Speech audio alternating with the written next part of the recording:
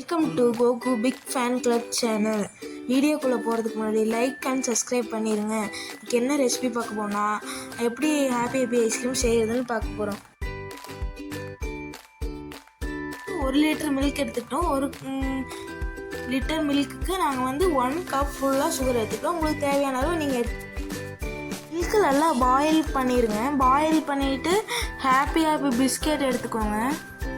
Happy biscuit 1 litre மில்க்குக்கு நான் 5 biscuit எடுக்கிறேன். உங்களுக்கு தேவையான அளவு நீங்கள் எடுத்துக்கோங்க.